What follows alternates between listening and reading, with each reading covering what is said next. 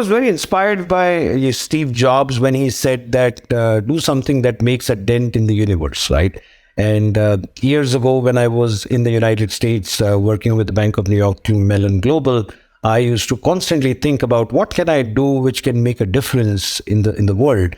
And I realized that if I do something for India, which has 140 crore or 1.4 billion people, a lot of them below, the lower standards of living that one would expect, I think I would have made a significant contribution. Welcome to 20-Minute Leaders. Just sit back, relax, and learn from the leaders of today. It's a journey. Each one is different, unique, inspiring. Let's get started.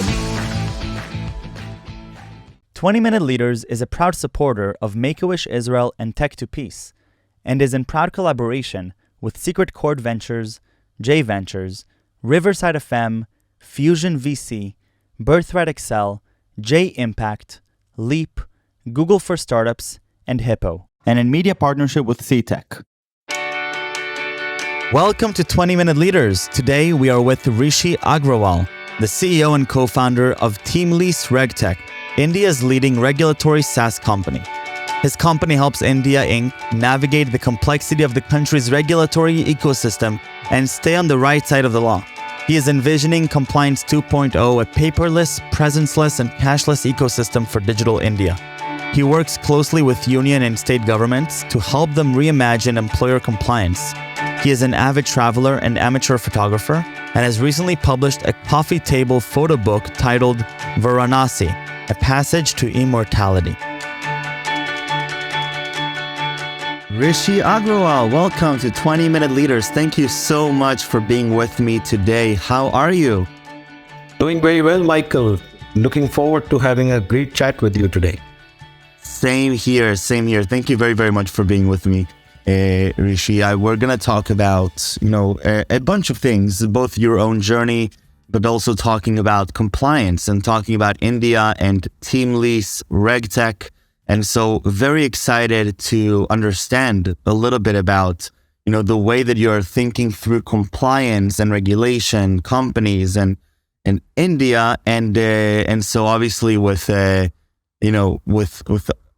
global audience here, this is going to be really interesting to hear about the perspective of specifically where you're coming from and the opportunity that you're observing as an entrepreneur. So again, thank you very much for being here. Tell me a little bit about your life, about sort of what your journey was leading up to TeamLease Regtech.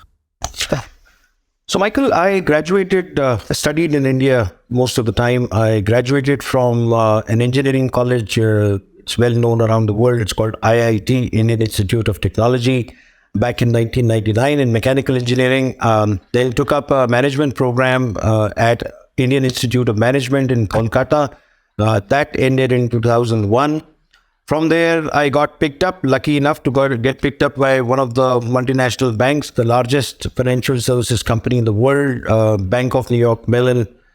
Spent about 12 years working with them, first 6 in the United States, New York, New Jersey area, and then returned to provide leadership to their offshore development center, which had become a critical element of their value delivery back in 2007. So from 2007 through 2013, I was based in India between 2 cities, Chennai and Pune, where I was providing leadership to the Bank of New York Mellon's offshore development center, where I was leading a sizable few thousand people in technology around all of product delivery and so on and so forth. 2013, I quit the bank. Entrepreneurial itch had become very strong. I had to scratch it. And that was also a year when, the company law in India was changing from Companies Act of 1956 was being replaced by Companies Act of 2013. Indian company law practices were getting aligned with the global practices. Compliance was becoming an important element. Corporate governance was starting to become a key boardroom agenda. And I looked around and we recognized that if India has to get to its logical destiny and continue to grow between 6 and 8% on an annual basis, a regulatory cholesterol will become a key binding constraint in its growth journey. And that prompted an entrepreneurial stint, started a company called Aventis, which eventually became TeamLease Regtech. And that was how I became an entrepreneur. That's really, really cool. And talking about compliance and regulation, how did that come about? It's very interesting you say that because, I will have to take a step back, give a larger context of India and why compliance is so important and solving this problem is so important in the context of India. So, let me just take a step back here. I'm sure many of your audience already know that India is a young nation. The population in the developed world has been aging. And all the four factors of production, which is land, labor, capital, and entrepreneurship, are converging in India at this point in time. There are 800 million Indians which are connected to high-speed, low-cost internet. Earlier it was 4G and now it is 5G as it is being rolled out. There was a time when India had enough of land and labor. Labor was not very skilled, land was not very productive, and there was a dearth of capital and hardly any entrepreneurship. Most of the Indians were looking to find jobs in the government sector. Today, that situation has changed where there are about 77,000 new startups which have come up in the last few years. We just saw our 100th unicorn happen. And it's very clear that not just the land and labor, capital and entrepreneurship have also started happening in India. Companies which were already incumbent are growing and new companies are happening. A lot of global companies are making their base in India. And with what has happened during the COVID years and the global supply chains which are reconfiguring, more and more companies are setting up their shop in India. Now, with that said, why is compliance important? Because India has been perceived as one of the most regulated places in the world where ease of doing business has not been there. So staying on the right side of the law has always been a challenge.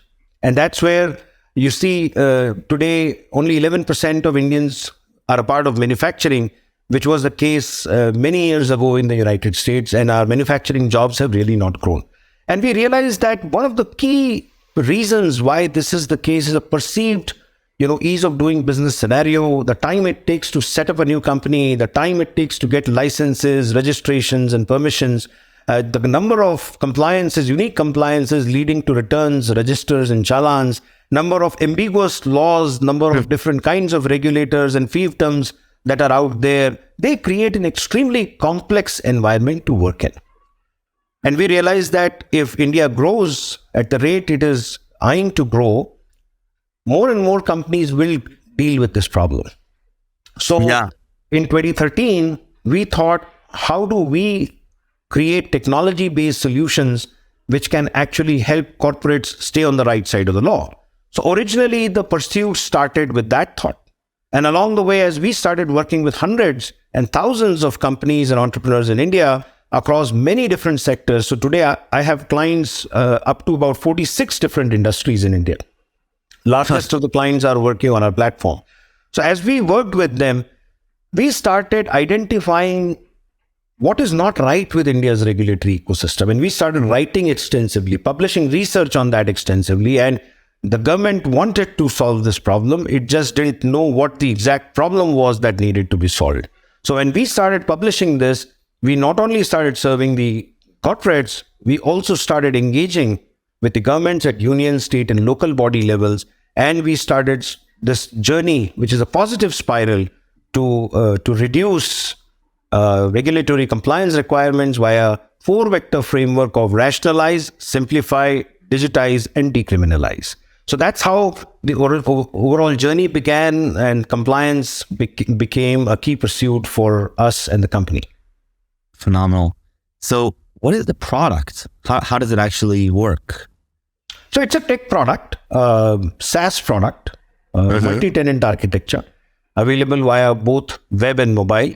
The product, in very simple terms, you can conceptualize it as a compliance ERP, where it helps you manage the entire compliance, its nuances, its complexity across the law of the land for a business that you have a single entity, single location business, or you may be a multi-entity, multi-location manufacturing or services organization with corporate office, head office, manufacturing centers, warehouses, service centers, sales offices across the country. So Our product basically helps you stay on the right side of the law, make sure that you can move from an ad hoc, paper-based and people-dependent compliance program to a highly systematic, digital, process-based compliance program. Okay, and so walk me through perhaps sort of a typical engagement that you might have with a company working with you. How would that work? Sure. So imagine a pharmaceutical company working in India. When there are over 3,000 pharma companies, we are actually the pharmacy to the world.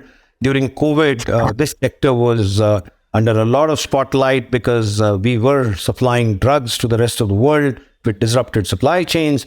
A lot of companies in India, pharma companies in India, they work with us on our product to stay compliant. Now, if you look at a pharma company, they typically have their corporate office in one of the large urban cities. Then they'll have a number of manufacturing plants. They may be doing a few different kinds of things. They may be manufacturing APIs or vaccines, or they may be doing drug discovery. They may be doing clinical trials. They may be manufacturing generic drugs, and so on and so forth. Depending on what they are doing, which states in the country they are located in, what kind size of the operation they are, what kind of human resources they have, how many full-time employees, contract labor, type of labor, skill levels, zone in which they operate. The number of compliances, the type of compliances changes dramatically. In addition, such a company will also deal with a lot of equipments in their plants: hoists, lifts, cranes, pressure vessels, boilers, tools, tackles, gas holders, fire extinguishers. All of these equipment, they have compliance requirements. So there are upfront requirements to get licenses and registrations done. And then there are ongoing requirements for periodic testing, fitness certifications, and so on and so forth. Each one of these licenses may require some level of renewal at some point in time. Now, such a company with 4 or 5 manufacturing locations in the country will typically deal with between 3,000 and 5,000 compliances on an annual basis. Now, hope is not a strategy. If you want to stay on the right side of the law, 3,000 to 5,000 compliances cannot be recorded in someone's memory, or the kind of depth and nuanced work that is required in each one of them is not a joke. In addition, there are 2,233 websites of various government in India which publish regulatory updates. It's not easy to find the relevant regulatory updates unless somebody sits and browses through many of these websites which might publish a regulatory update. So that became an additional degree of complexity for Indian businesses. So our product basically would help them understand their current compliance obligations, the nuances around that, licenses, registrations, permissions, returns, registers, challans, payments, remittances, displays. All of these are flavors of compliances, right? And we would map all of this, identify the users in their organizations with their specific obligations, and then they would start working on the product. And all the regulatory updates that happen, depending on what their impact is and what the assessment is, would automatically flow to the people.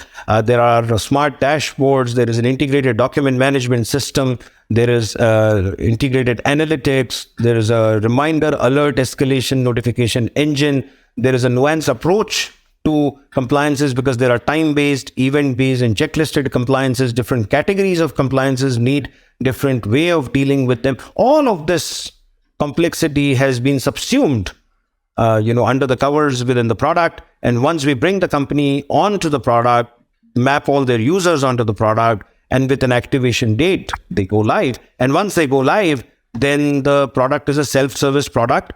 People start using it. They start managing the life cycles of their daily, monthly, quarterly, half-yearly, annual, and multi-year compliances on them.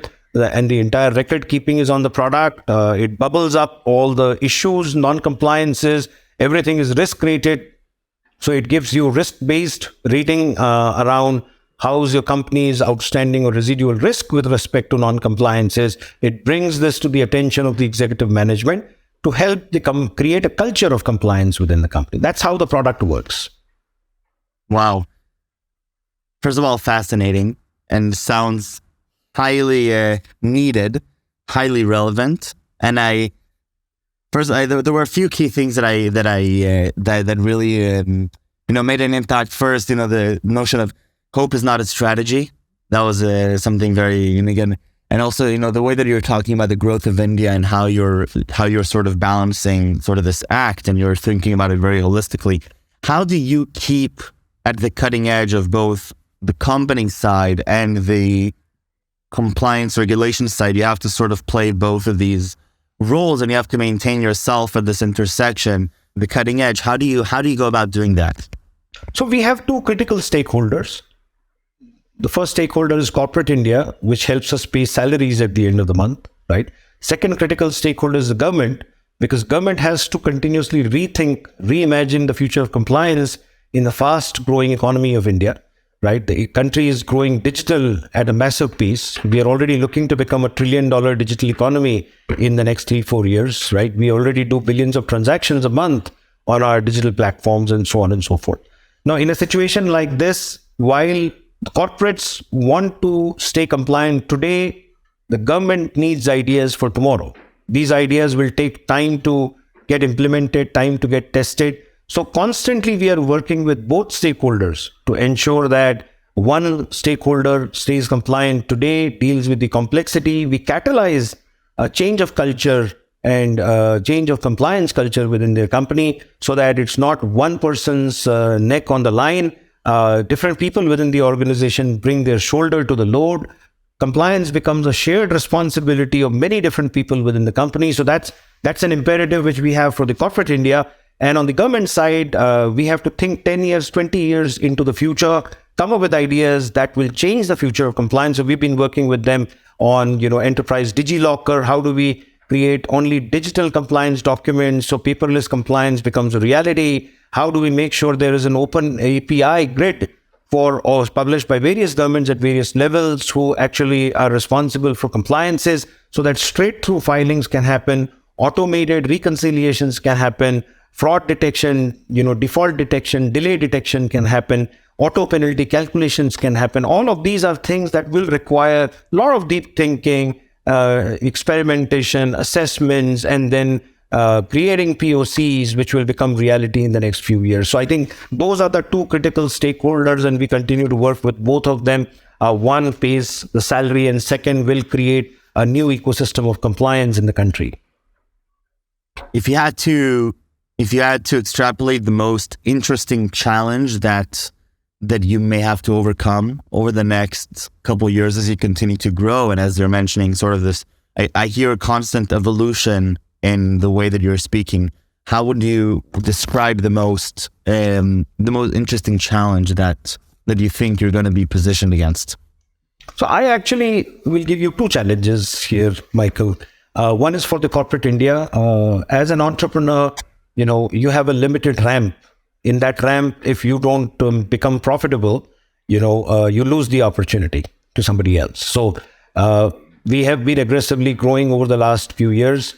And my challenge for the corporate India is to continue to grow aggressively, build our sales and marketing organization, bring more and more customers across the industry, both private limited and listed companies on our platform, and push the sales and marketing engine aggressively so that we can continue to create cash to reinvest into this business. So that's one challenge that I have on the corporate side. On the government side, the challenge is, unless government changes a lot of the ecosystem level parameters, digitizes the ecosystem, creates open APIs, creates single portal for publishing all the regulatory updates, starts rethinking compliance so that the next generation of compliance can happen, the ecosystem will reach a status quo. And that's where the second challenge is really constantly pushing the envelope, identifying the hostility that has been there in India's ecosystem in the regulatory side, working with regulators, giving them ideas, working with the POCs so that some of these ideas can see the light of the day, because that's how the future of this industry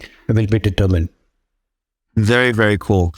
And wrapping up, I have my favorite question, which is why do you do what you do? Why are you so excited and inspired about what you do? And why do you keep doing it every day? So I was very inspired by Steve Jobs when he said that do something that makes a dent in the universe, right? And years ago, when I was in the United States working with the Bank of New York team, Mellon Global, I used to constantly think about what can I do which can make a difference in the world. And I realized that if I do something for India, which has 140 crore or 1.4 billion people, a lot of them below, the lower standards of living that one would expect, I think I would have made a significant contribution. And distilling that, thinking through it over the years, I recognized that if I can help create more jobs in the economy, if I can help bring more investments into the economy, I think I would do well in my contribution to the world, because so many people live in India. So that's how we started working on the problem, identifying what can we do in order to impact the jobs and employment and investment. And I recognized that if I do my bit in resolving ease of doing business as a problem, or keep pushing the agenda in that direction, chances are over a 10-year period, some impact in the economy would have been perceived. So that is a motivating factor for me to keep doing what I'm doing. I believe that we are on to something good. Our business is not just good for our shareholders, our business is good for the country as well, for the humanity as well, because it helps move in the right direction. It removes the bottlenecks through the free flow of land, labor, capital, and entrepreneurship in the country. And it's very exciting. That's really phenomenal. And Rishi, I really want to thank you for coming here and sharing with me your experience, your time, and your energy. It was wonderful, and I'm wishing you best of luck. We'll continue cheering from the side. And thank you very much for being here. I really appreciate it. Thank you so much, Michael. I'm really excited. I look forward to speaking to you again. Thank you.